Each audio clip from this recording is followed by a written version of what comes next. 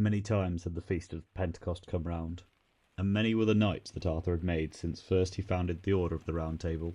Yet no knight had appeared who dared claim the seat named by Merlin, the Siege Perilous. At last, one vigil of the great feast, a lady came to Arthur's court at Camelot, and asked Sir Launcelot to ride with her into the forest hard by, for a purpose not then to be revealed. Launcelot consenting, they rode together until they came to a nunnery hidden deep in the forest, and there the lady bade Launcelot dismount, and led him into a great and stately room. Presently there entered 12 nuns, and with them a youth, the fairest that Launcelot had ever seen. "Sir," said the nuns, "we have brought up this child in our midst, and now that he is grown to manhood, we pray you make him knight, for of none worthier could he receive the honour." "Is this thy own desire?" asked Launcelot of this young squire, and when he said that it was so, Launcelot promised to make him knight after the great feast festival had been celebrated in the church next day.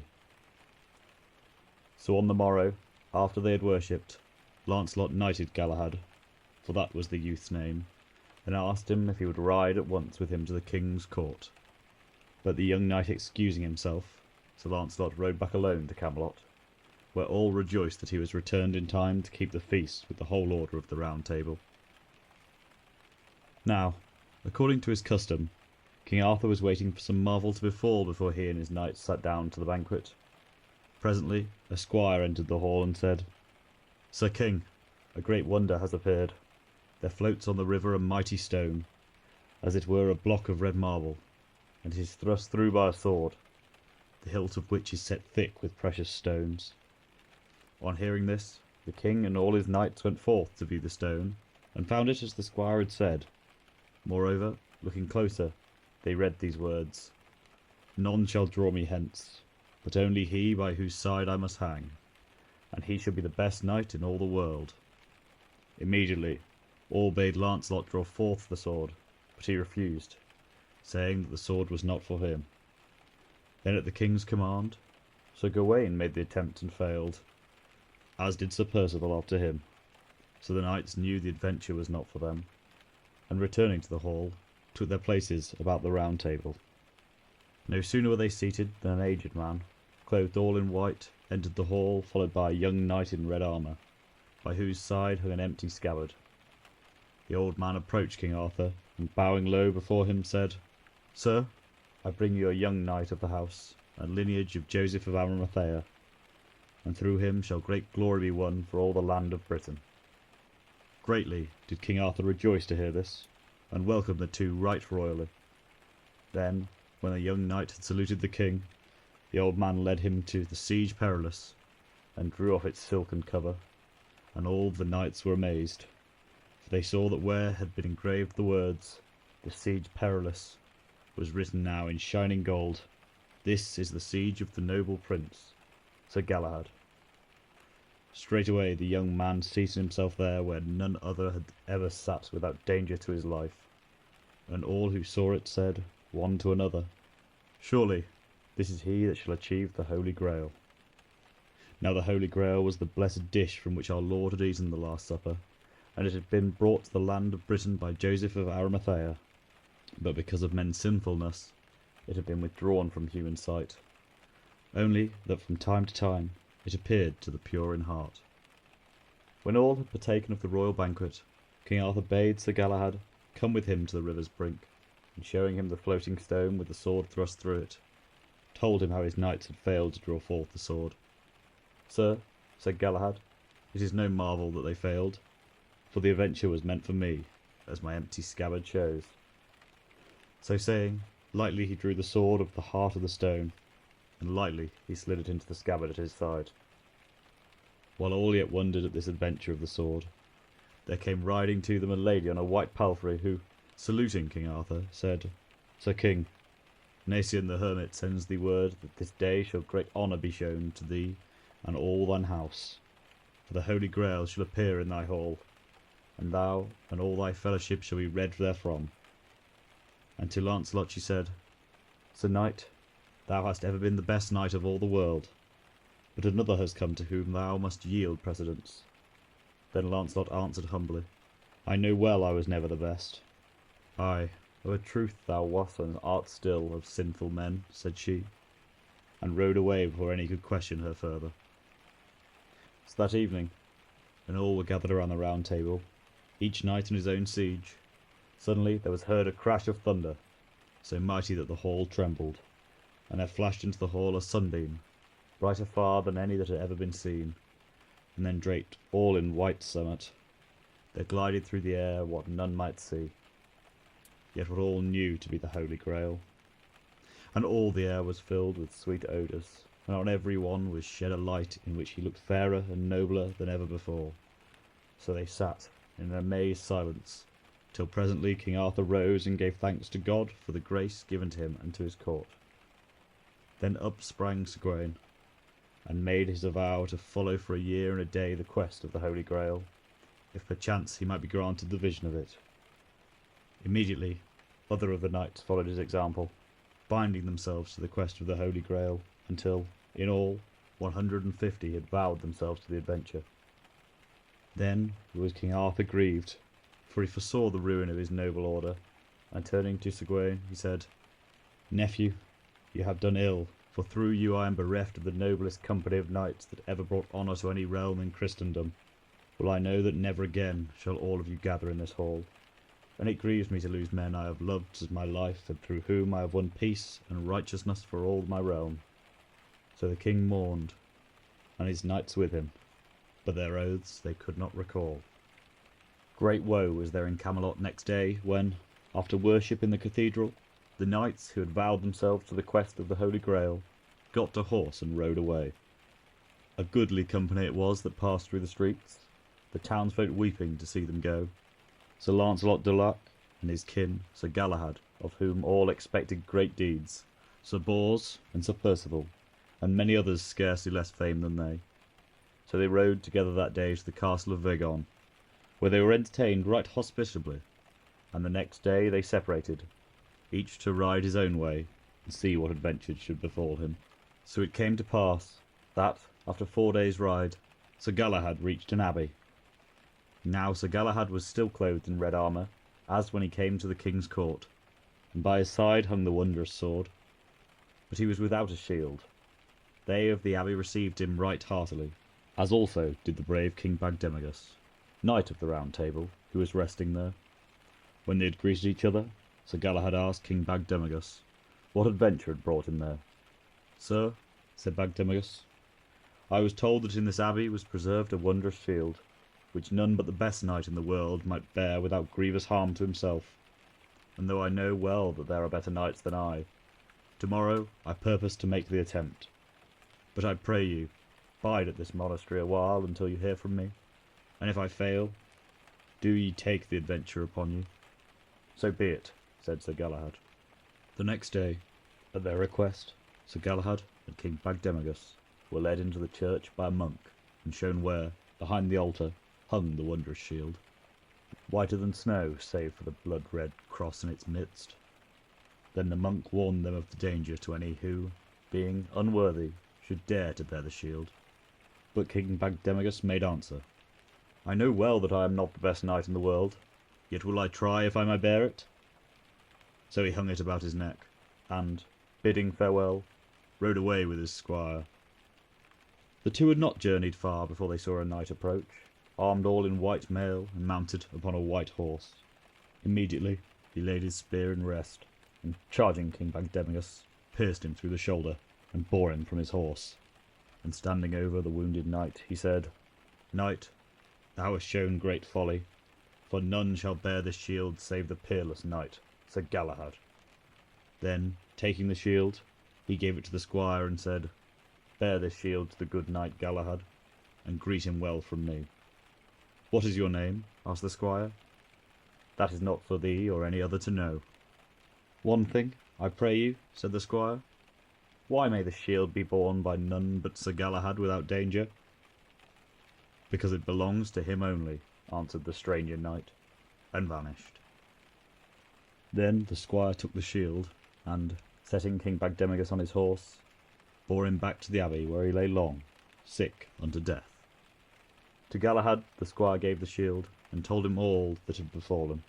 So Galahad hung the shield about his neck, and rode the way that Bagdemagus had gone the day before, and presently he met the White Knight, whom he greeted courteously, begging that he would make known to him the marvels of the Red Cross shield. "That will I gladly," answered the White Knight. "Ye must know, Sir Knight, that this shield was made and given by Joseph of Arimathea to the good King Evelake of Sarras, that, in the might of the holy symbol, he should overthrow the heathen who threatened his kingdom. But afterwards King Evelake followed Joseph to this land of Britain, where they taught the true faith unto the people who before were heathen. Then, when Joseph lay dying, he bade King Evelake set the shield in the monastery, where ye lay last night, and foretold him that none should wear it without loss, until that day when it should be taken by the knight, ninth and last in descent from him, who should come to that place the 15th day after receiving the degree of knighthood. Even so has it been with you, Sir Knight." So saying, the unknown knight disappeared, and Sir Galahad rode on his way. By the banks of the river Boyne, where rises the great fairy mound now called Newgrange, there stood long ago the shining palace of a prince of the people of Dana, named Angus. Of him it is that the lines are written, "By the dark rolling waters of the Boyne, where Angus Og magnificently dwells."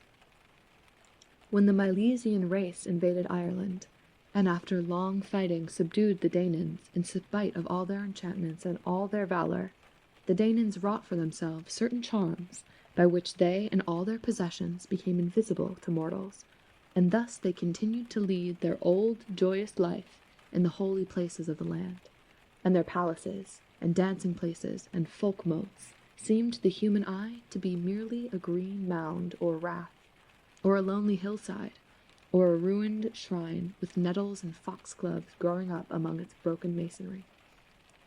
Now, after Angus and his folk had thus retreated behind the veil of invisibility, it happened that the steward of his palace had a daughter born to him, whose name was Ethne. On the same day Fand, the wife of Manon the sea-god, bore him a daughter, and since Angus was a friend of Manon, and much beloved by him, the child of the sea-god was sent to the Brug na Boine, the noble dwelling-place of Angus, to be fostered and brought up, as the custom was. And Ethne became the handmaid of the young princess of the sea. In time, Ethne grew into a fair and stately maiden. Now in the Brugh of Angus there were 2 magical treasures, namely an ale-vat which could never be emptied, and 2 swine, whereof one was ever roasted and ready to be eaten, while the other lived, and thus they were, day and day about. There was, therefore, always a store of food of fairy, charged with magical spells, by eating of which one could never grow old or die. It came to be noticed that after Ethne had grown up, she never ate or drank the fairy food, or of any other, yet she continued to seem healthy and well-nourished. This was reported to Angus, and by him to Manan, and Manan by his wisdom discovered the cause of it. One of the lords of the Danans, happening to be on a visit with Angus, was rendered distraught by the maiden's beauty, and one day he laid hands upon her and strove to carry her away to his own dwelling. Ethne escaped from him, but the blaze of resentment at the insult that lit up in her soul consumed in her the fairy nature that knows not of good or evil, and the nature of the children of Adam took its place. Therefore she ate not of the fairy food, which is prohibited to man, and she was nourished miraculously by the will of the one God. But after a time it chanced that Manan and Angus brought from the Holy Land 2 cows whose milk could never run dry. In this milk there was nothing of the fairy spell, and Ethne lived upon it many long years, milking the cows herself, nor did her youth and beauty suffer any change. Now it happened that on one very hot day the daughter of Manan went down to bathe in the waters of the Boyne, and Ethne and her other maidens along with her. After they had refreshed themselves in the cool, amber-colored water, they arrayed themselves in their silken robes, and trooped back to the brook again. But ere they entered it, they discovered that Ethne was not among them. So they went back, scattering themselves along the bank, and searching in every quiet pool of the river, and in every dark recess among the great trees that bordered it, for Ethne was dearly loved by all of them. But neither trace nor tidings of her could they find, and they went sorrowfully home without her, to tell the tale to Angus and to her father. What had befallen Ethne was this. In taking off her garments by the riverside, she had mislaid her fairy charm, and was become a mortal maid. Nothing could she now see of her companions, and all around was strange to her. The fairy track that had led to the riverside was overgrown with briars. The palace of Angus was but a wooded hill. She knew not where she was, and pierced with sudden terror, she fled wildly away, seeking for the familiar places that she had known in the fairy life, but which were now behind the veil. At length she came to a high wall wherein was a wicker gate, and through it she saw a garden full of sweet herbs and flowers, which surrounded a steep-roofed building of stone. In the garden she saw a man in a long brown robe, tied about his waist with a cord. He smiled at her and beckoned her to come in without fear. He was a monk of the Holy Patrick, and the house was a convent church. When the monk had heard her tale, he marveled greatly and brought her to St. Patrick himself, who instructed her in the faith, and she believed and was baptized. But not long thereafter, as she was praying in the church by the Boyne, the sky darkened, and she heard a sound without like the rushing of a great wind, and mingled in it were the cries and lamentations, and her own name called again and again in a multitude of voices, thin and faint as the crying of curlews upon the moor. She sprang up and gazed about, calling in return, but nothing could she see, and at last the storm of cries died away, and everything was still again around the church, except the singing voice of Boyne and the humming of the garden bees. Then Ethne sank down swooning, and the monks bore her out into the air, and it was long until her heart beat and her eyes unclosed again. In that hour she fell into a sickness from which she never recovered. In no long time she died, with her head upon the breast of the Holy Patrick, and she was buried in the church, where she had first been received by the monk, and the church was called Kilethne, or the Church of Ethne, from that day forward until now. Not among mortals alone were there contests of skill, nor yet among the gods, like Pan and Apollo. Many sorrows befell men because they grew arrogant in their own devices, and coveted divine honors. There was once a great hunter, Orion, who outvied the gods themselves, till they took him away from his hunting grounds and set him in the heavens, with his sword and belt, and his hound at his heels. But at length jealousy invaded even the peaceful arts, and disaster came of spinning. There was a certain maiden of Lydia, Arachne by name, renowned throughout the country for her skill as a weaver. She was as nimble with her fingers as Calypso, that nymph who kept Odysseus for 7 years in her enchanted island. She was as untiring as Penelope, the hero's wife, who wove day after day while she watched for his return. Day in and day out Arachne wove too. The very nymphs would gather about her loom, naiads from the water and dryads from the trees. Maiden, they would say, shaking the leaves or the foam from their hair in wonder, Pallas Athena must have taught you. But this did not please Arachne. She would not acknowledge herself a debtor, even to that goddess who protected all household arts, and by whose grace alone one had any skill in them. I learned not of Athena, said she. If she can weave better, let her come and try. The nymphs shivered at this, and an aged woman who was looking on turned to Arachne. Be more heedful of your words, my daughter, said she. The goddess may pardon you if you ask forgiveness, but do not strive for honors with the immortals. Arachne broke her thread, and the shuttle stopped humming. Keep your counsel, she said. I fear not Athena, no, nor anyone else. As she frowned at the old woman, she was amazed to see her change suddenly into one tall, majestic, beautiful, a maiden of gray eyes and golden hair, crowned with a golden helmet. It was Athena herself. The bystanders shrank in fear and reverence. Only Arachne was unawed, and held to her foolish boast. In silence the two began to weave, and the nymphs stole nearer, coaxed by the sound of the shuttles. that seemed to be humming with delight over the two webs, back and forth like bees. They gazed upon the loom where the goddess stood plying her task, and they saw shapes and images come to bloom out of the wondrous colors, as sunset clouds grow to be living creatures when we watch them. And they saw that the goddess, still merciful, was spinning as a warning for Arachne the pictures of her own triumph over reckless gods and mortals. In one corner of the web she made a story of her conquest over the sea god Poseidon.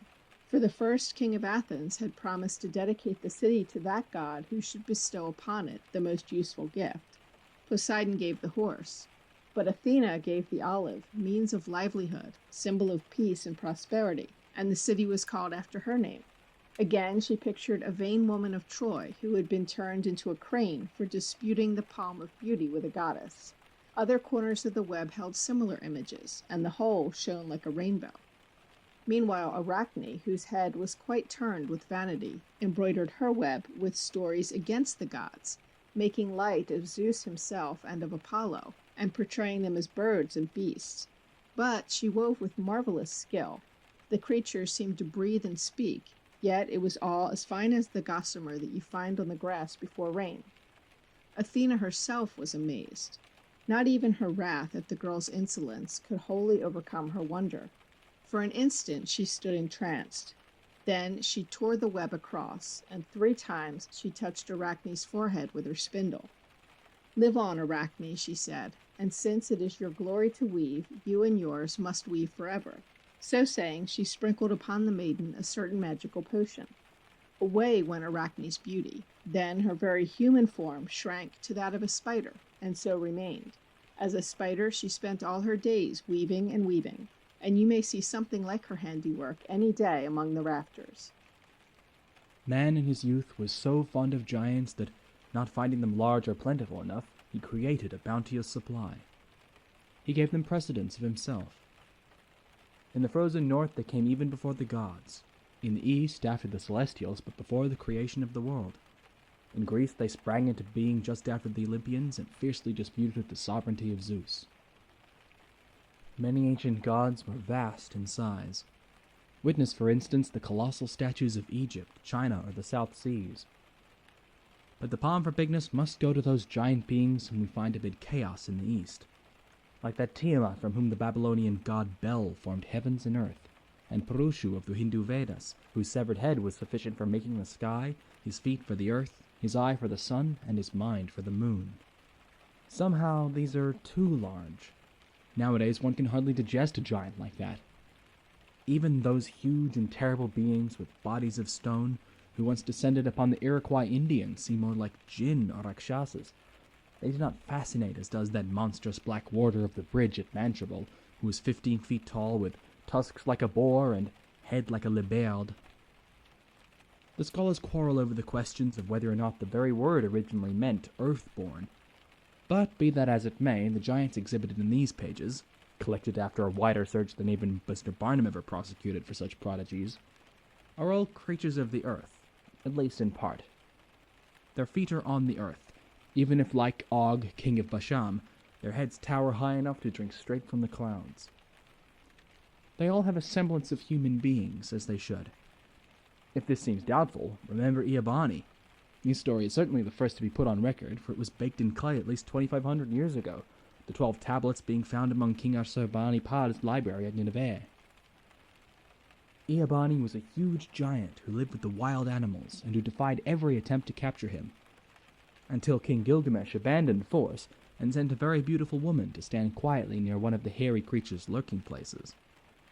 At first sight of her, the colossal wild man falls in love, accompanies her meekly back to civilization, and, giving up his beloved forest, takes a humble second part in the subsequent stirring adventures of the king. No doubt about the human nature of that. Considering that he made them, it does seem as if man had been somewhat unfair to the giants. In the beginning, they won enduring glory. Typhon conquered Zeus in hand-to-hand fight and drove the other gods to wander over Egypt disguised as animals. Even Atlas had at least the dignity of holding up the heavens on his head and hands forever. The frost giants more than once outwitted Thor and the other dwellers in Valhalla. And but the other day, historically speaking, Gargantua could swallow 5 pilgrims as a salad. But what a humiliating portion has been allotted to the successors of these awe-inspiring monsters. First they made gods tremble, then they were slain by demigods and heroes, next they became a measure of the prowess of every knight of chivalry. Presently they were the sport of the childish Jack the Giant Killer, and now for 100 years we have relegated them to our circuses and museums. Worst of all, the wise men insist that giantism is merely a disease. It really isn't quite fair. Besides the inconvenience of being a giant, just think of the difficulty of getting enough to eat and clothes to wear. What a disgrace to have one's head inevitably cut off by some little whippersnapper up to one's waist or knees. And then to be such a byword for stupidity. Amasis, who used to kill each newcomer with a single blow, was at once dispatched by Polydeuces, the skillful boxer.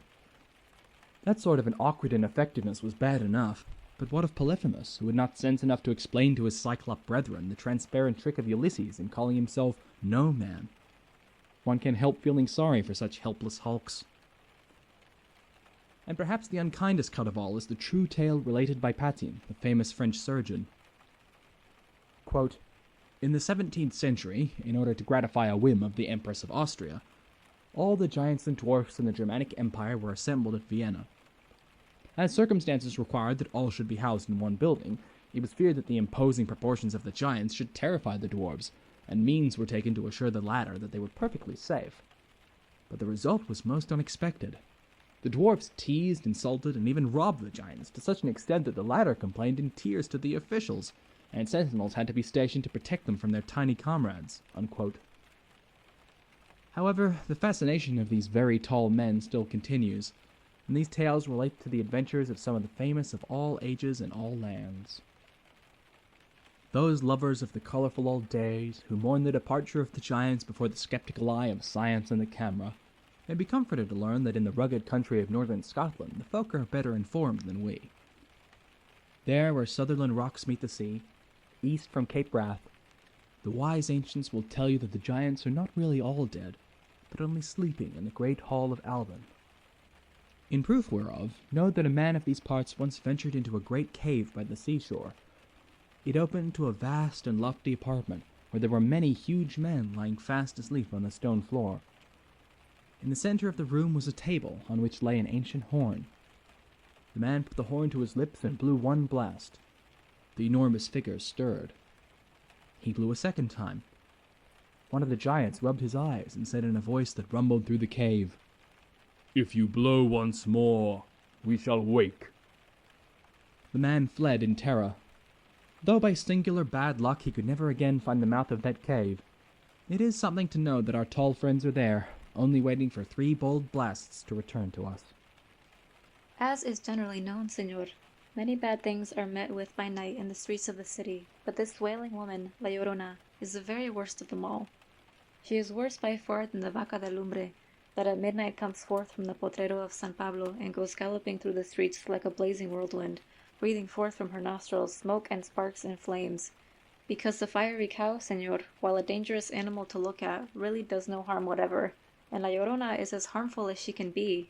Seeing her walking quietly along the quiet street, at the times when she is not running and shrieking for her lost children, she seems a respectable person, only odd-looking because of her white petticoat and the white rebozo with which her head is covered. And anybody might speak to her, but whoever does speak to her in that very same moment dies. The beginning of her was so long ago that no one knows when was the beginning of her. Nor does anyone know anything about her at all. But it is known certainly that at the beginning of her, when she was a living woman, she committed bad sins. As soon as ever a child was born to her, she would throw it into one of the canals which surrounded the city, and so would drown it. And she had a great many children, and this practice in regard to them she continued for a long time. At last her conscience began to prick her about what she did with her children, but whether it was that the priest spoke to her, or that some of the saints cautioned her in the middle, no one knows. But it is certain that because of her sinning she began to go through the streets in the darkness weeping and wailing, and presently it was said that from that night till morning there was a wailing woman in the streets. And to see her, being in terror of her, many people went forth at midnight, but none did see her, because she could be seen only when the street was deserted and she was alone. Sometimes she would come to a sleeping watchman and would waken him by asking, "What time is it?" and he would see a woman clad in white standing beside him with her rebozo drawn over her face, and he would answer, "It is 12 hours of the night." And she would say, "At 12 hours of this day I must be in Guadalajara, or it might be in San Luis Potosí, or in some other far distant city," and, so speaking, she would shriek bitterly, "Where shall I find my children?" and would vanish instantly and utterly away, and the watchman would feel as though all his senses had gone from him, and would become a dead man. This happened many times to many watchmen, who made report of it to their officers, but their officers would not believe what they told.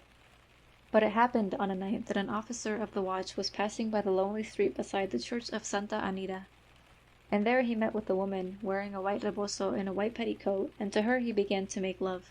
He urged her by saying, "Throw off your rebozo, so that I may see your pretty face." And suddenly she uncovered her face, and what he beheld was a bare grinning skull set fast to the bare bones of a skeleton. And while he looked at her, being in horror, there came from her fleshless jaws an icy breath, and the iciness of it froze the very heart's blood in him, and he fell to the earth heavily in a deathly swoon. When his senses came back to him, he was greatly troubled.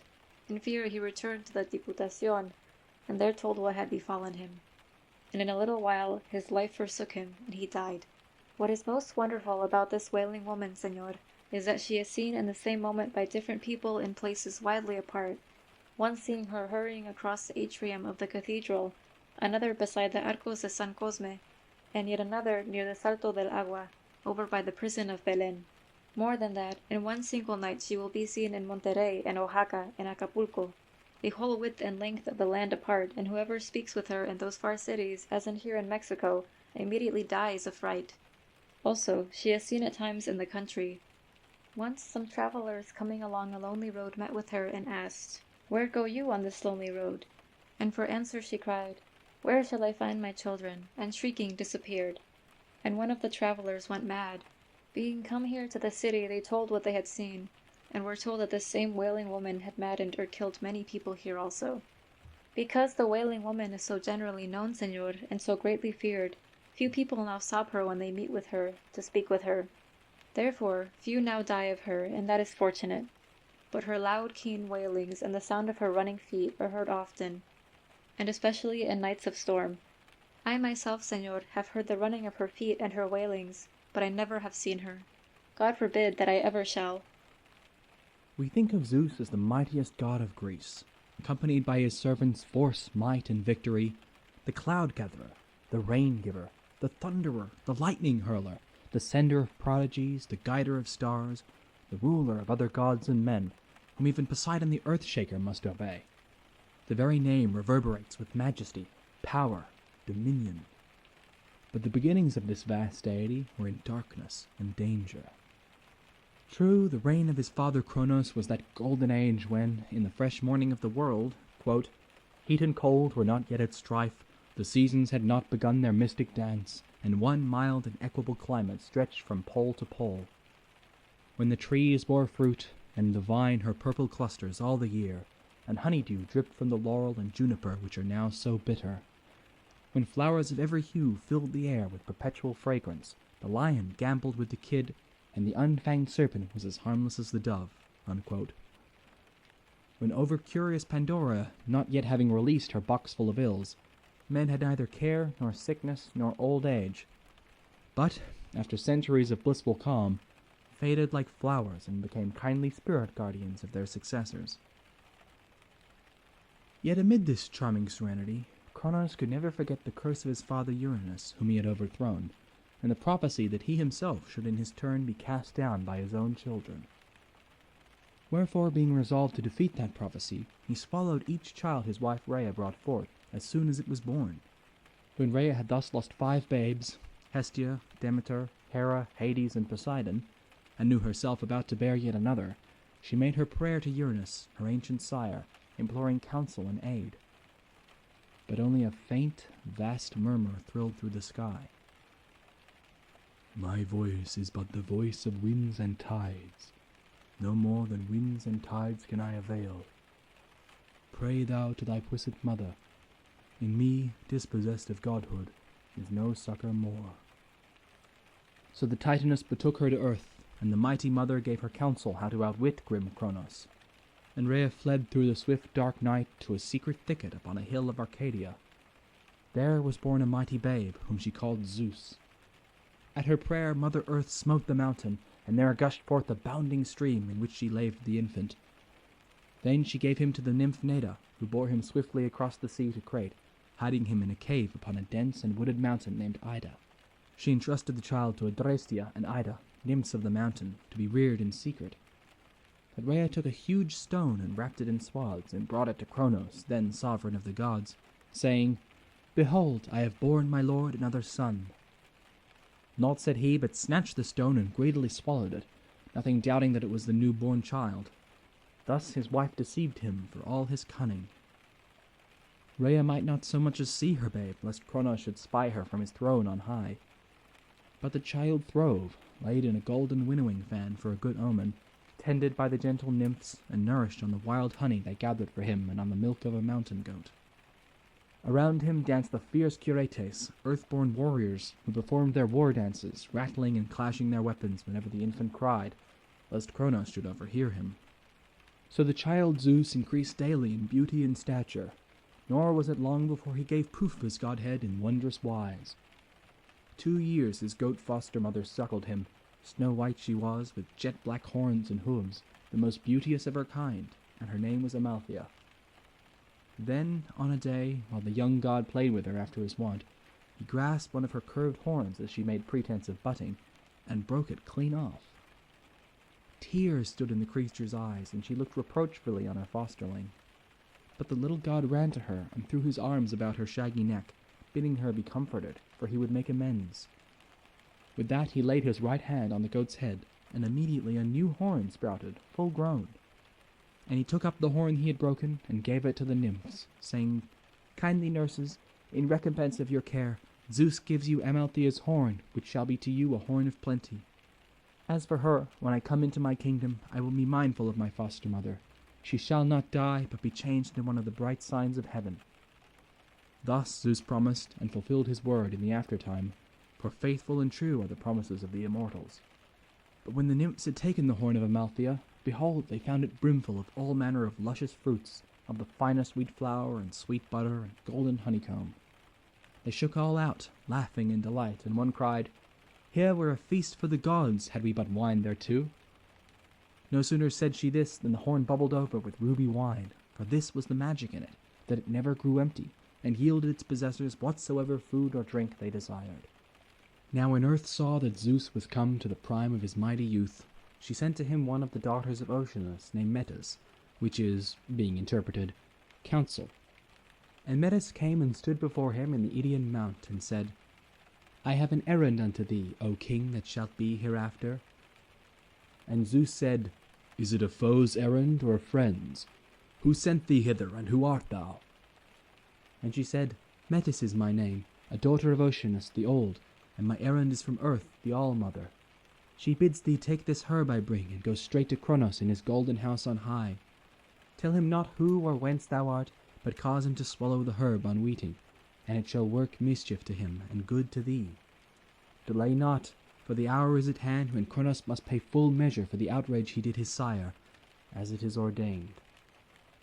"Tell me," said Zeus, "how knows Earth that such an hour is at hand, and by whom is the vengeance ordained?"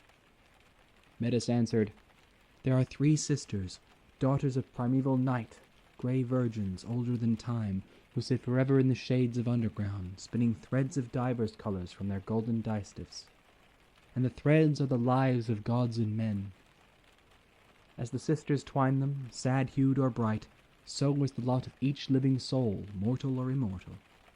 There is none among the gods, nor shall be, that may escape the lot spun for him, nor avail to turn those spinners from their task.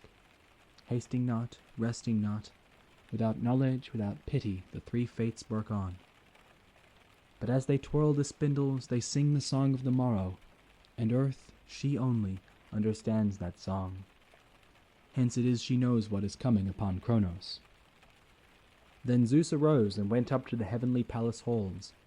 There he found Cronos feasting and quaffing honey-colored nectar, wine of the gods. Cronos asked him who he was, and Zeus answered, "I am Prometheus, son of Iapetus, thy brother, who greets thee well by me.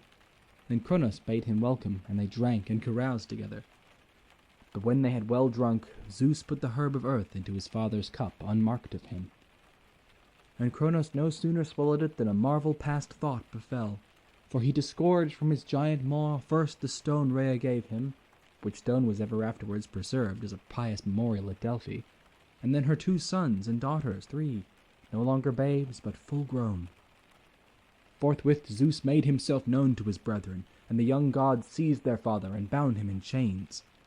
But ancient Cronos cried for aid to his Titan kindred, with a voice like the tempest's roar, and they came swiftly in their might, and the young gods could not stand before them, but fled out of heaven to the cloudy top of Mount Olympus, that great peak robed in eternal snows. There they abode as in a citadel, and thence it is that Zeus and the family of Zeus are called the Olympians to this day.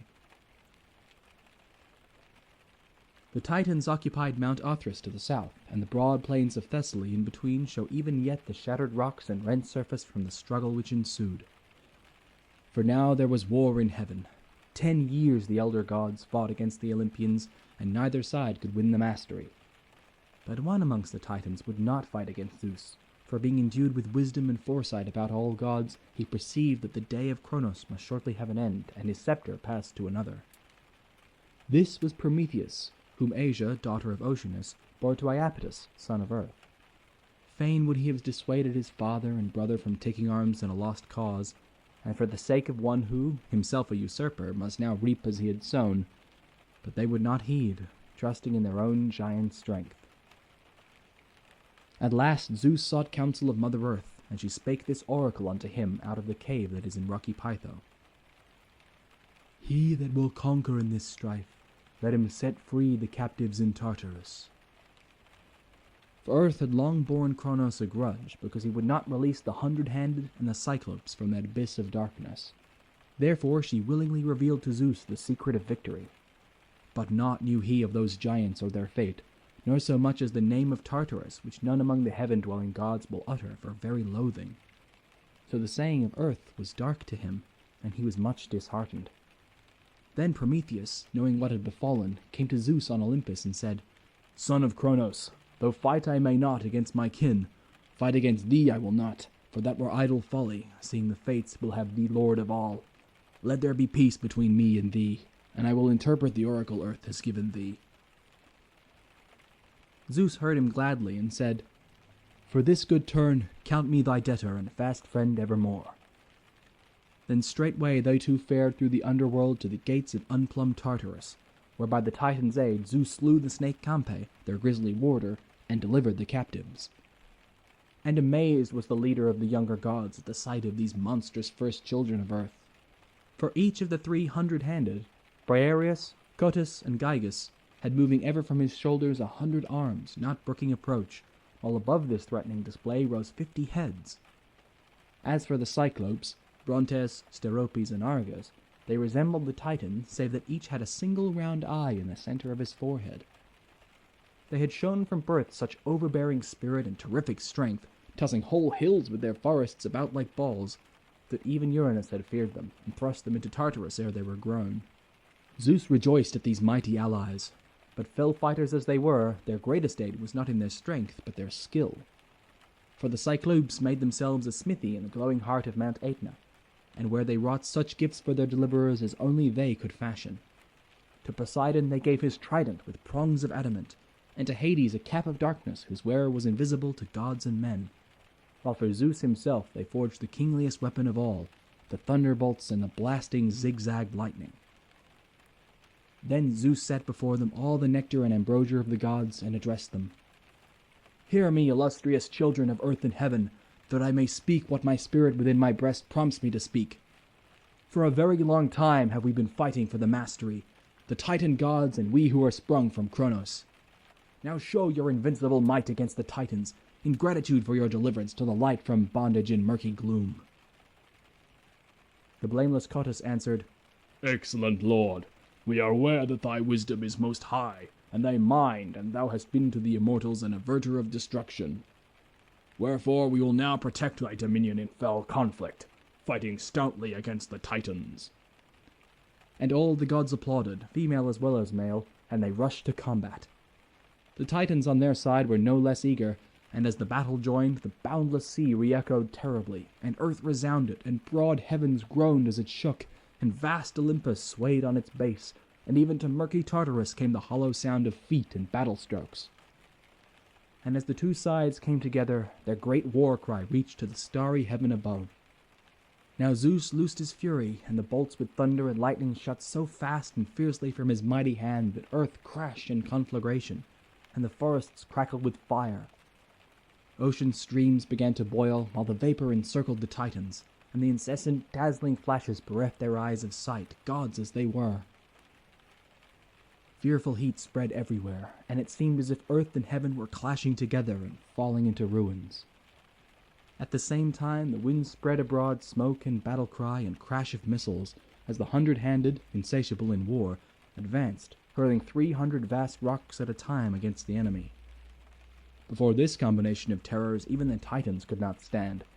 They were dashed from their battlements and fell like shooting stars 9 days and nights to earth, and then on down for 9 days and nights more to Tartarus.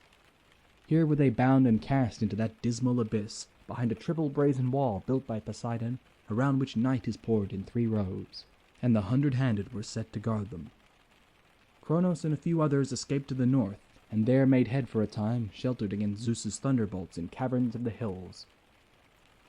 But there came to the Olympians 2 mighty twin shapes, Force and Might, followed by their sister, beauteous-ankled Victory, from whose shoulders waved great eagle's wings, all children of Styx, and those 2 illustrious ones announced to Zeus that henceforth they were his servants, and that their sister Victory would ever follow them. So with these ministers Zeus went forth once more, and the remainder of the Titans fled westward beyond the utmost limits of earth. But huge Atlas, brother of Prometheus, was overtaken, and him Zeus stationed on the very verge of the earth before the clear-voiced Hesperides, sentencing him to bear forever on his shoulders the weight of the vast sky.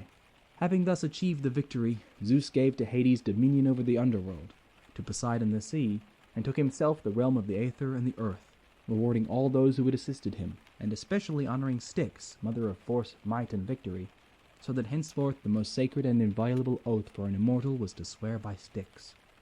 Mother Earth was far from pleased at this outcome. Her imprisoned firstborn children had been released only to have her other beautiful Titan sons and daughters take their places in Tartarus. In revenge she brought forth a brood of giants to war with the young gods. These were huge and invincible creatures with ghastly faces and long, thick, matted hair hanging from their heads and chins. Instead of feet, they had scaly dragons' tails. Their birthplace was in Phlegra, or Pallene.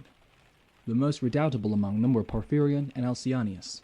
The latter was immortal so long as he fought on the same part of the earth on which he was born, and he soon distinguished himself by carrying off the cattle of the sun and moon.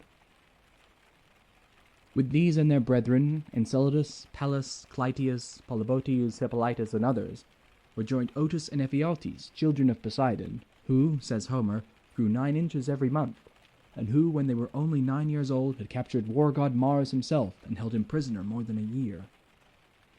Now the oracle revealed to the gods that the giants could be destroyed only in combat with a mortal. Gaia, Earth, had learned this, and sought by means of magic herbs to make her offspring invulnerable also to mortals. But Zeus anticipated her. He forbade the dawn, the moon, and the sun to shine, cut off the medicinal herbs with which Earth had plastered her offspring, and sent Athena to summon Heracles to take part in the combat. This savage group of giants then attacked the Olympians, hurling great masses of rock, tree trunks lashed together, and blazing brands against the sky. But the distance was too great for them to do much damage, so they tried to scale heaven itself. When their trees fastened together proved too short, Otus and Ephialtes set about another attempt.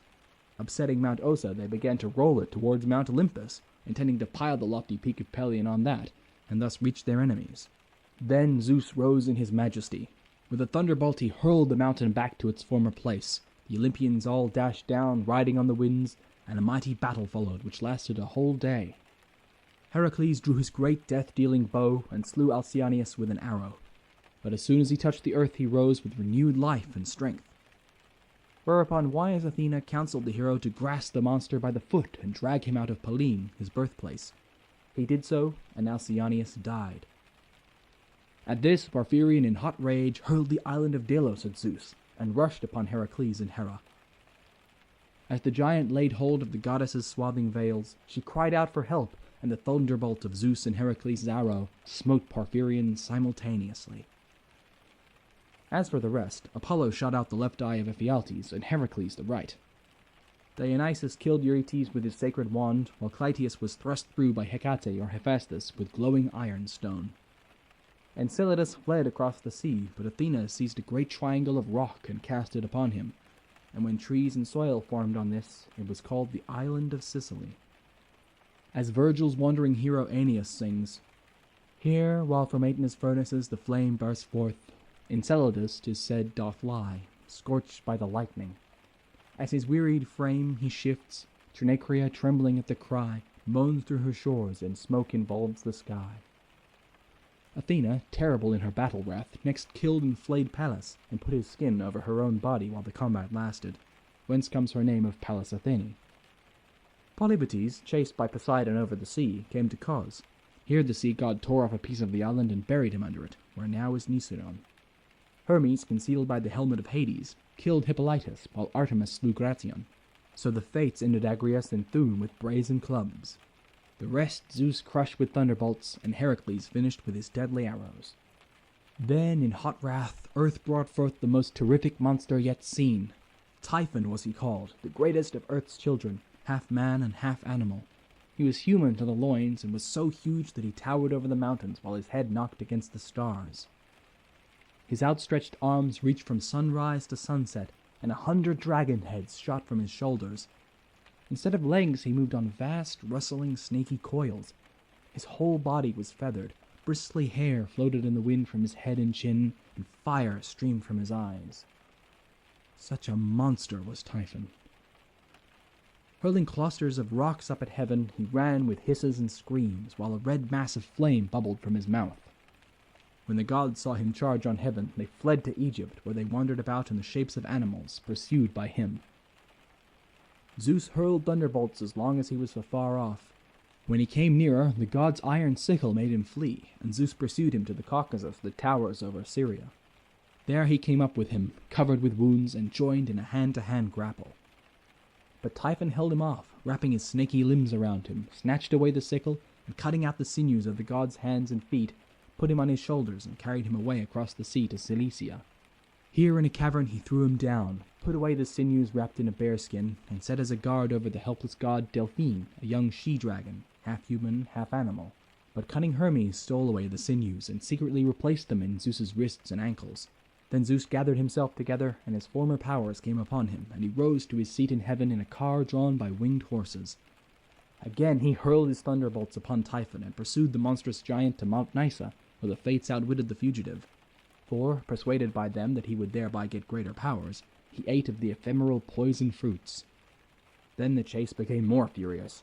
They came to Thrace, where Typhon fought with whole peaks of the Haemus mountains, and when these were hurled back on him by the Thunderer, his blood gushed out over them, so that these are called the Bloody Mountains to this day. And at last, as Typhon was compelled to flee across the Sicilian Sea, Zeus threw the towering mountain of Aetna on top of him, and buried him there forever. Here he lies still, turning and groaning at times, while fires blaze up from the hurled lightnings. After that there was nobody in heaven, earth, or the underworld who dared dispute the supreme dominion of Zeus. Orpheus with his lute made trees, and the mountain tops that freeze, bow themselves when he did sing, to his music plants and flowers, ever sprung as sun and showers, there had made a lasting spring. Everything that heard him play, even the billows of the sea, hung their heads and then lay by, in sweet music in such art. Killing care and grief of heart, fall asleep or hearing die. Shakespeare. Are we not all lovers as Orpheus was, loving what is gone from us forever, and seeking it vainly in the solitudes and wilderness of the mind, and crying to Eurydice to come again? And are we not all foolish as Orpheus was, hoping by the agony of love and the ecstasy of will to win back Eurydice?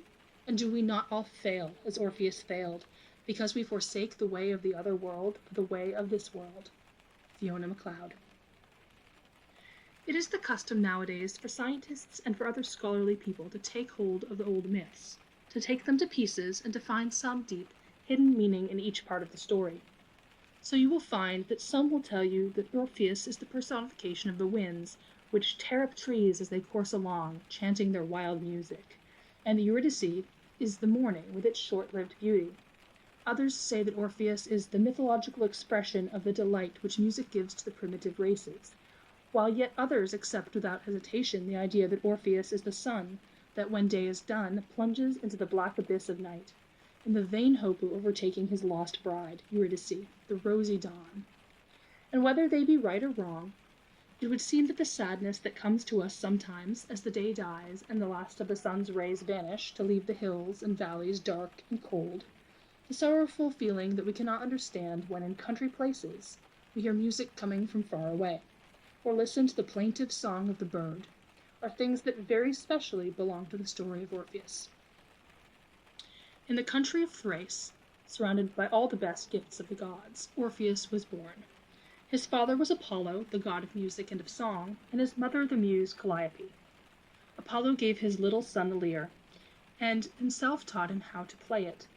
It was not long before all the wild things in the woods of Thrace crept out from the green trees and thick undergrowth, and from the holes and caves in the rocks, to listen to the music that the child's fingers made. The coo of the dove to his mate, the flute-clear trill of the blackbird, the song of the lark, the liquid carol of the nightingale, all ceased when the boy made music. The winds that whispered their secrets to the trees owned him for their lord, and the proudest trees of the forest bowed their heads that they might not miss one exquisite sigh that his fingers drew from the magical strings. No man nor beast lived in his day that could not sway by the power of his melody. He played a lullaby, and all things slept. He played a love lilt, and the flowers sprang up in full bloom from the cold earth, and the dreaming red rosebud opened wide her velvet petals, and all the land seemed full of the loving echoes of the lilt he played. He played a war march, and afar off the sleeping tyrants of the forest sprang up, wide awake, and bared their angry teeth. And the untried youths of Thrace ran to beg their fathers to let them taste battle, while the scarred warriors felt on their thumbs the sharpness of their sword blades, and smiled, well content. While he played, it would seem as though the very stones and rocks gained hearts. Nay, the whole heart of the universe became one great, palpitating, beautiful thing, an instrument from whose trembling strings was drawn out the music of Orpheus. He rose to great power, and became a mighty prince of Thrace. Not his lute alone, but he himself played on the hearts of the fair Eurydice, and held it captive. It seemed as though, when they became man and wife, all happiness must be theirs. But although Hymen, the god of marriage, himself came to bless them on the day they wed, the omens on that day were against them. The torch that Hymen carried had no golden flame, but sent out pungent black smoke that made their eyes water. They feared they knew not what, but when, soon afterwards, as Eurydice wandered with the nymphs, her companions, through the blue-shadowed woods of Thrace, the reason was discovered. A bold shepherd, who did not know her for a princess, saw Eurydice, and no sooner saw her than he loved her. He ran after her to proclaim to her his love, and she, afraid of his wild uncouthness, fled before him. She ran in her terror too swiftly to watch whither she went, and a poisonous snake that lurked among the fern bit the fair white foot that flitted like a butterfly across it. In agonized suffering, Eurydice died. Her spirit went to the land of the shades, and Orpheus was left broken-hearted. The sad winds that blow at night across the sea, the sobbing gales that tell of wreck and death, the birds that wail in the darkness for their mates, the sad soft whisper of the aspen leaves and the leaves of the heavy-clad, blue-black cypresses, all now were hushed, for greater than all, more full of bitter sorrow than any, rose the music of Orpheus, a long-drawn sob from a broken heart in the valley of the shadow of death. Grief came alike to gods and to men as they listened, but no comfort came to him from the expression of his sorrow. At length, when to bear his grief longer was impossible for him, Orpheus wandered to Olympus, and there besought Zeus to give him permission to seek his wife in the gloomy land of the shades. Zeus, moved by his anguish, granted the permission he sought, but solemnly warned him of the terrible perils of his undertaking. But the love of Orpheus was too perfect to know any fear. Thankfully, he hastened to the dark cave on the side of the promontory of Taenarus, and soon arrived at the entrance of Hades.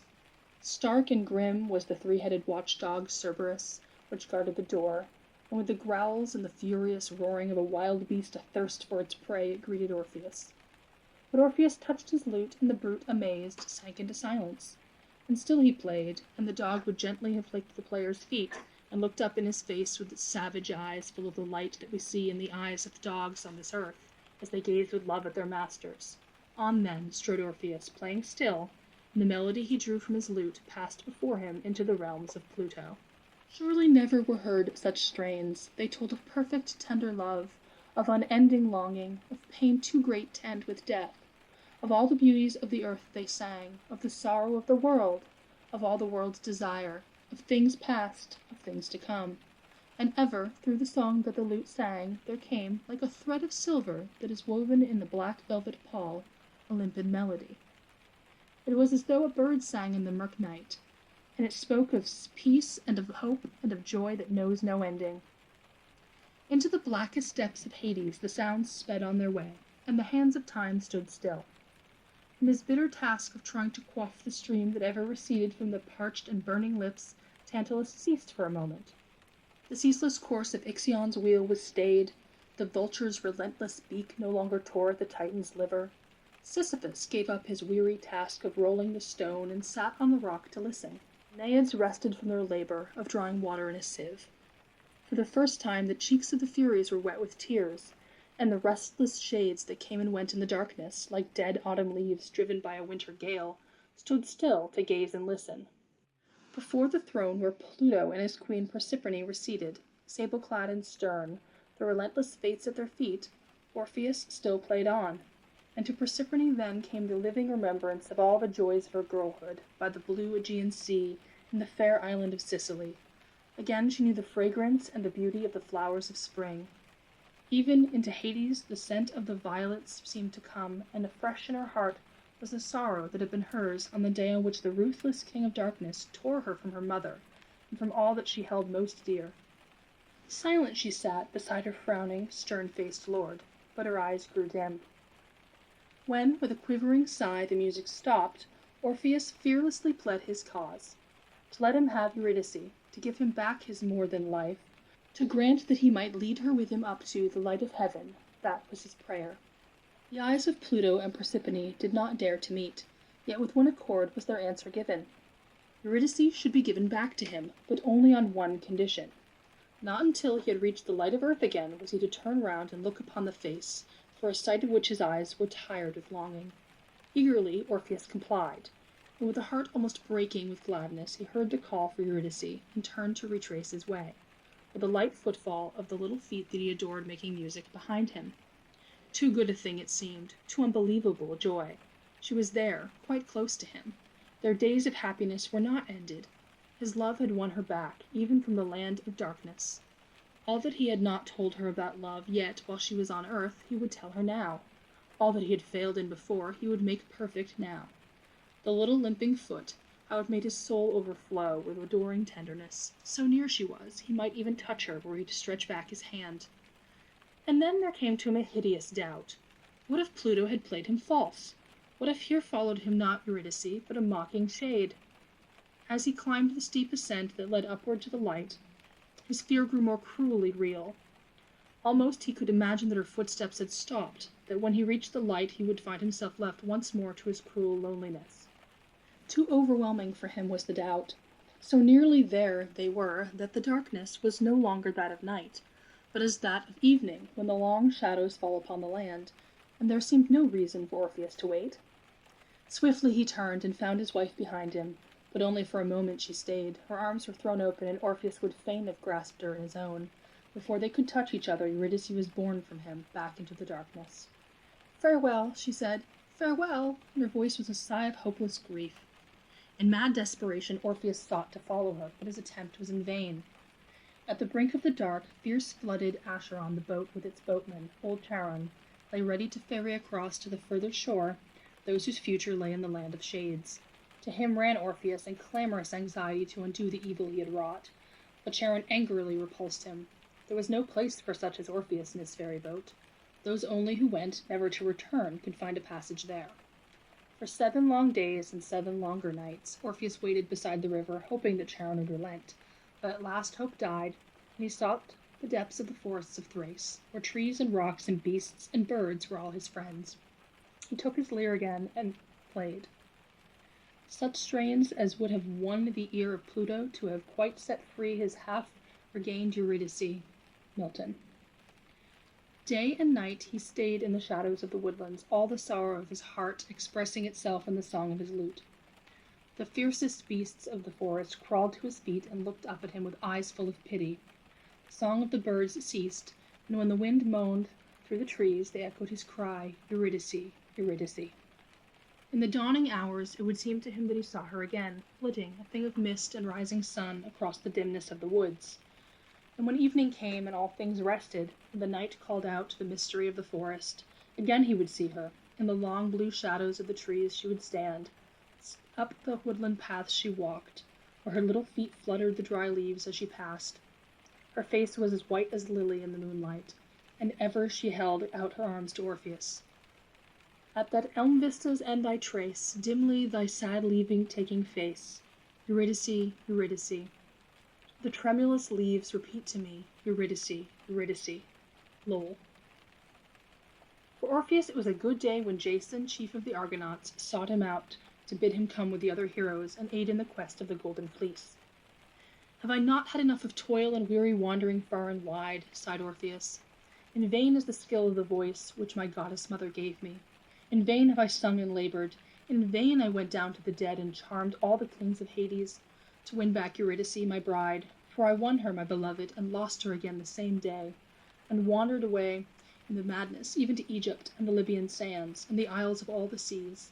I charmed in vain the hearts of men, and the savage forest beasts, and the trees, and the lifeless stones, with my magic harp and song, giving rest, but finding none. But in the good ship Argo, Orpheus took his place with the others, and sailed the watery ways, and the songs that Orpheus sang to his shipmates, and that tell of all their great adventures, are called the songs of Orpheus, or the Orphics, to this day. Many were the mishaps and disasters that his music warded off. With it he lulled monsters to sleep, more powerful to work magic on the hearts of men were his melodies than were the songs of the sirens when they tried to capture the Argonauts by their wiles, and in their downward destroying rush his music checked mountains. When the quest of the Argonauts was ended, Orpheus returned to his own land of Thrace. As a hero he had fought and endured hardship, but his wounded soul remained unhealed. Again the trees listened to the songs of longing. Again they echoed Eurydice, Eurydice. As he sat one day near a river in the stillness of the forest, there came from afar an ugly clamor of sound. It struck against the music of Orpheus' lute and slew it, as the coarse cries of the screaming gulls that fight for carrion slay the song of a soaring lark. It was the day of the feast of Bacchus, and through the woods poured Bacchus and his Bacchantes. A shameless rout, satyrs capering around them, centaurs neighing aloud. Long had the Bacchantes hated the loyal poet-lover of one fair woman whose dwelling was the shades. His ears were ever deaf to their passionate voices, his eyes blind to their passionate loveliness, as they danced through the green trees, a riot of color, of fierce beauty, of laughter and of mad song. Mad they were indeed this day, and in their madness the very existence of Orpheus was a thing not to be borne. At first they stoned him, but his music made the stones fall harmless at his feet. Then in a frenzy of cruelty, with the maniac lust to cause blood to flow, to know the joy of taking life, they threw themselves upon Orpheus and did him to death. From limb to limb they tore him, casting at last his head and his blood-stained lyre into the river. And still, as the water bore him on, the lyre murmured its last music, and the white lips of Orpheus still breathed of her whom at last he had gone to join in the shadowy land. Eurydice, Eurydice. Combien d'autres sont morts de même? C'est la lutte éternelle et la force brutale contre l'intelligence douce et sublime, inspirée du ciel, dont le royaume n'est pas de ce monde. In the heavens, as a bright constellation called Lyra, or Orpheus, the gods placed his lute, and to the place of his martyrdom came the Muses, and with loving care carried the fragments of the massacred body to Lebet Lyra, at the foot of Mount Olympus, and there buried them. And there unto this day, more sweetly than at any other spot in any other land, the nightingale sings. For it sings of a love that knows no ending, of life after death, of a love so strong that it can conquer even death, the all-powerful. When Caecavus ascended to the throne of his father, The whole world was obedient to his will, but he soon began to deviate from the wise customs and rules which had been recommended as essential to his prosperity and happiness. He feasted and drank wine continually with his warriors and chiefs, so that in the midst of his luxurious enjoyments he looked upon himself as superior to every being upon the face of the earth, and thus astonished the people, high and low, by his extravagance and pride. One day a demon, disguised as a musician, waited upon the monarch, and playing sweetly on his harp, sung a song in praise of Mazandaran, and thus he warbled to the king. Mazandaran is the bower of spring, my native home. The balmy air diffuses health and fragrance there. So tempered is the genial glow, nor heat nor cold we ever know. Tulips and hyacinths abound on every lawn, and all around blooms like a garden in its prime, fostered by that delicious clime. The bulbul sits on every spray, and pours his soft, melodious lay. Each rural spot its sweets discloses, each streamlet is the dew of roses, and damsels, idols of the heart, sustain a more bewitching part. And mark me, that untravelled man, who never saw Mazandaran, and all the charms its bowers possess, has never tasted happiness. No sooner had Kay Kavus heard this description of the country of Mazandaran than he determined to lead an army thither, declaring to his warriors that the splendour and glory of his reign should exceed that of either Jamshid, Zahak, or Kay Gobad. The warriors, however, were alarmed at this precipitate resolution, thinking it certain destruction to make war against the demons, but they had not courage or confidence enough to disclose their real sentiments. They only ventured to suggest that if his majesty reflected a little on the subject, he might not ultimately consider the enterprise so advisable as he had at first imagined. But this produced no impression, and then they deemed it expedient to dispatch a messenger to Zal to inform him of the wild notions which the evil one had put into the head of Kay Kavus to effect his ruin, imploring Zal to allow of no delay, otherwise the eminent services so lately performed by him and Rostam for the state would be rendered utterly useless and vain. Upon this summons, Zal immediately set off from Sistan to Iran, and having arrived at the royal court, and been received with customary respect and consideration, he endeavoured to dissuade the king from the contemplated expedition into Mazandaran. Oh, could I wash the darkness from thy mind, and show thee all the perils that surround this undertaking! Jamshid, high in power, whose diadem was brilliant as the sun, who ruled the demons, never in his pride dreamt of the conquest of Mazandaran.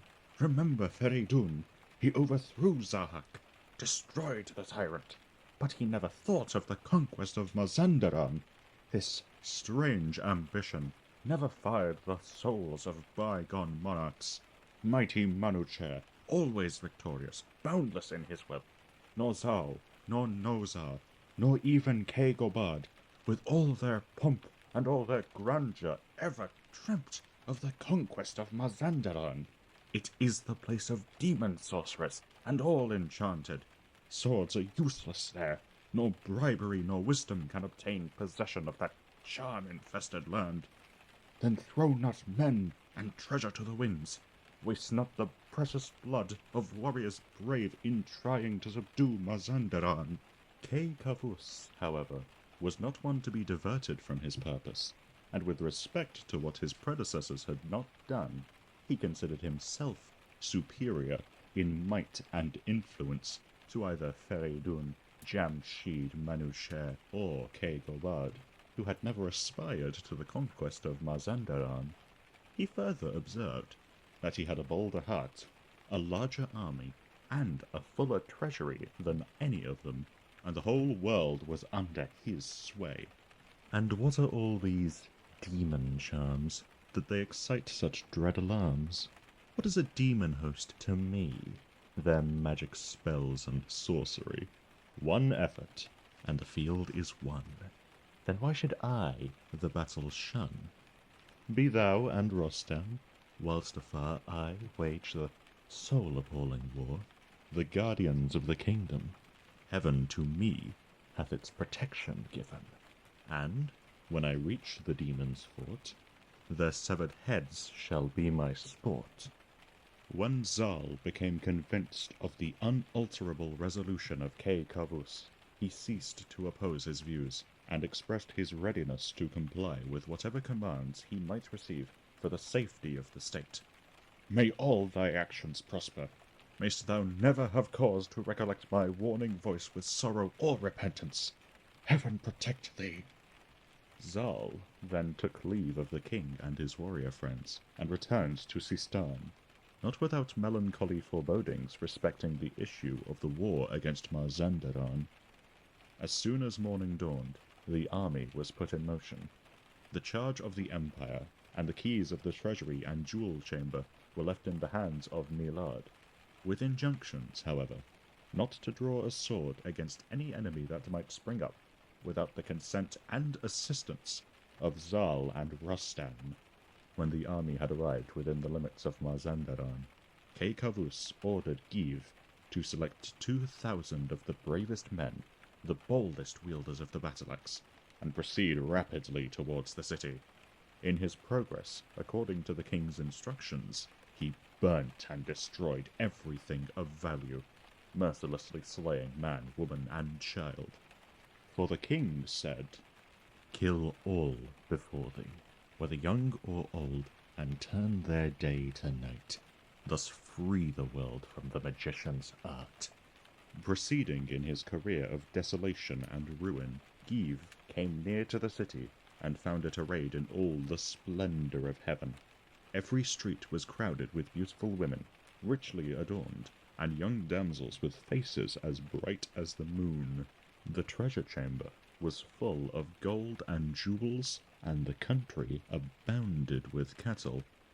Information of this discovery was immediately sent to Kay Kavus, who was delighted to find that Mazandaran was truly a blessed region, the very garden of beauty, where the cheeks of the women seemed to be tinted with the hue of the pomegranate flower by the gatekeeper of paradise. This invasion filled the heart of the king of Mazandaran with grief and alarm, and his first care was to call the gigantic white demon to his aid. Meanwhile, Kay Kavus, full of the wildest anticipations of victory, was encamped on the plain near the city in splendid state, and preparing to commence the final overthrow of the enemy on the following day. In the night, however, a cloud came, and deep darkness like pitch overspread the earth, and tremendous hailstones poured down upon the Persian host, throwing them into the greatest confusion. Thousands were destroyed, others fled, and were scattered abroad in the gloom. The morning dawned, but it brought no light to the eyes of Kay Kavus, and amidst the horrors he experienced, his treasury was captured, and the soldiers of his army either killed or made prisoners of war.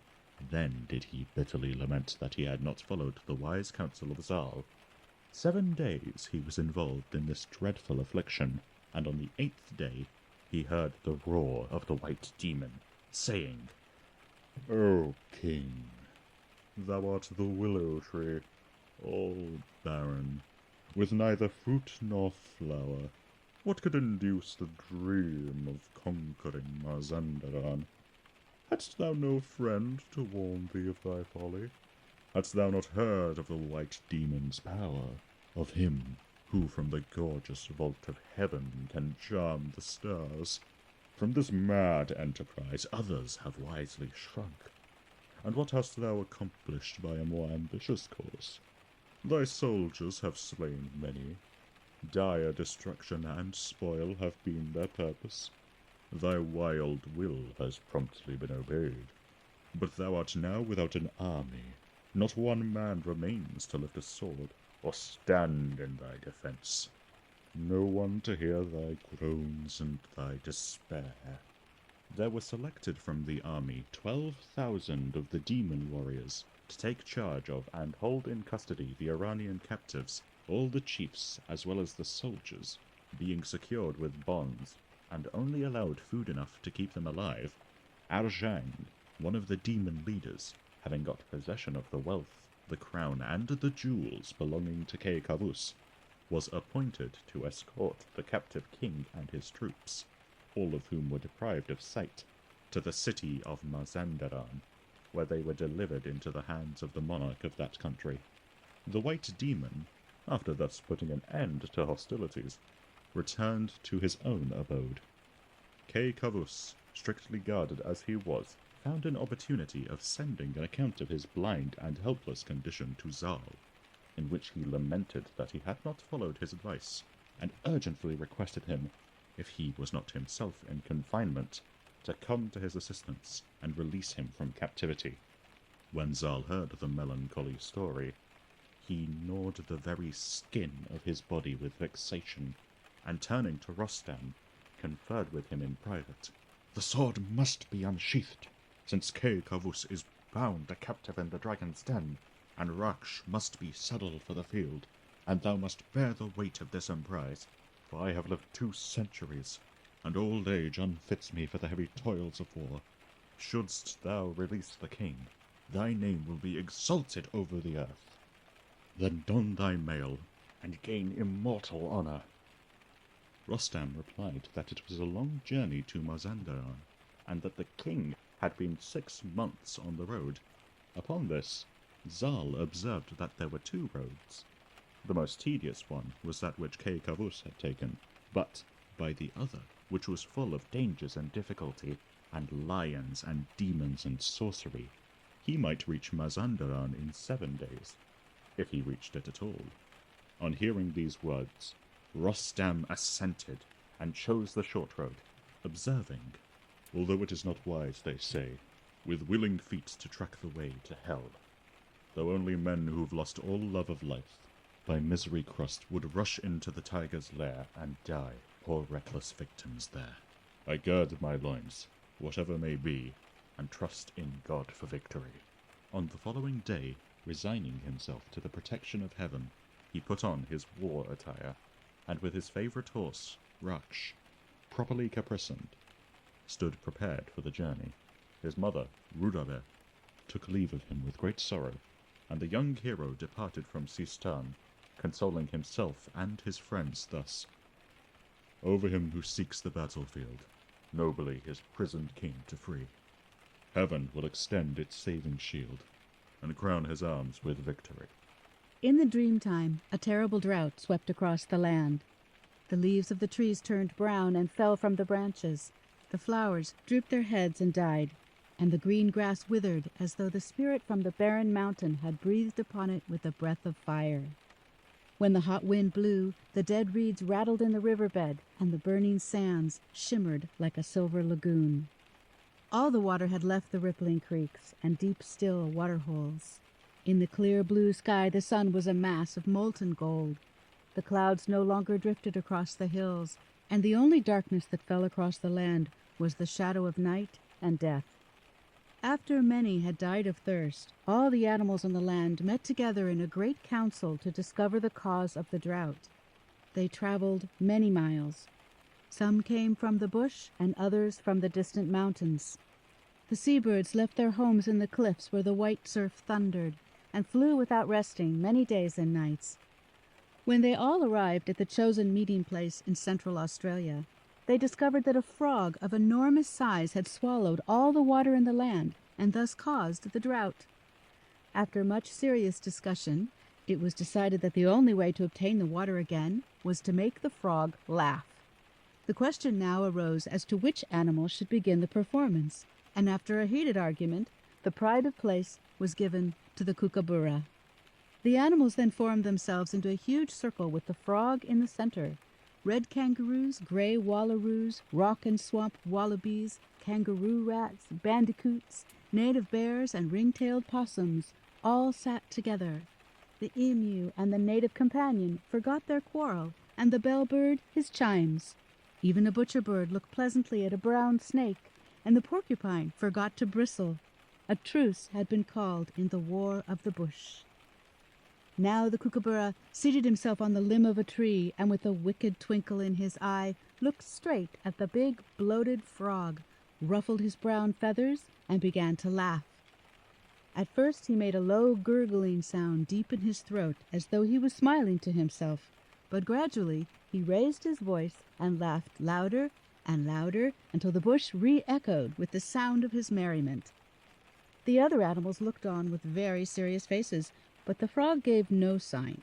He just blinked his eyes and looked as stupid as only a frog can look. The kookaburra continued to laugh until he nearly choked and fell off the tree, but all without success. The next competitor was a frill lizard. It extended the frill around its throat and, puffing out its jaws, capered up and down. But there was no humor in the frog. He did not even look at the lizard, and laughter was out of the question. It was then suggested that the dancing of the native companion might tickle the fancy of the frog. So the native companion danced until she was tired, but all her graceful and grotesque figures failed to arouse the interest of the frog. The position was very serious, and the Council of Animals was at wit's end for a reasonable suggestion. In their anxiety to solve the difficulty, they all spoke at once, and the din was indescribable. Above the noise could be heard a frantic cry of distress. A carpet snake was endeavoring to swallow a porcupine. The bristles had stuck in his throat, and a kookaburra, who had a firm grip of his tail, was making an effort to fly away with him. Close by, 2 bandicoots were fighting over the possession of a sweet root, but while they were busily engaged in scratching each other, a possum stole it. Then they forgot their quarrel and chased the possum, who escaped danger by climbing a tree and swinging from a branch by his tail. In this peculiar position he ate the root at his leisure, much to the disgust of the bandicoots below. After peace and quiet had been restored, the question of the drought was again considered. A big eel, who lived in a deep waterhole in the river, suggested that he should be given an opportunity of making the frog laugh. Many of the animals laughed at the idea, but in despair they agreed to give him a trial. The eel then began to wriggle in front of the frog. At first he wriggled slowly, then faster and faster until his head and tail met. Then he slowed down and wriggled like a snake with the shivers. After a few minutes, he changed his position and flopped about like a well-bitten grub on an ant bed. The frog opened his sleepy eyes, his big body quivered, his face relaxed, and at last he burst into a laugh that sounded like rolling thunder. The water poured from his mouth in a flood. It filled the deepest rivers and covered the land. Only the highest mountain peaks were visible, like islands in the sea. Many men and animals were drowned. The pelican, who was a blackfellow at this time, sailed from island to island in a great canoe and rescued any blackfellow he saw. At last he came to an island on which there were many people. In their midst he saw a beautiful woman and fell in love with her. He rescued all the men on this island until the woman alone remained. Every time he made a journey, she would ask him to take her with the men, but he would reply, "There are many in the canoe. I will carry you next time." He did this several times, and at last the woman guessed that he was going to take her to his camp. She then determined to escape from the pelican. While he was away, she wrapped a log in her possum rug and placed it near the gunya. Then, as the flood was subsiding, she escaped to the bush. When he returned, he called to her, but receiving no answer, he walked over to the possum rug and touched it with his foot. It, however, did not move. He then tore the rug away from what he supposed was a woman, but when he found a log he was very angry and resolved to be revenged. He painted himself with white clay and set out to look for the other blackfellows with the intention of killing them.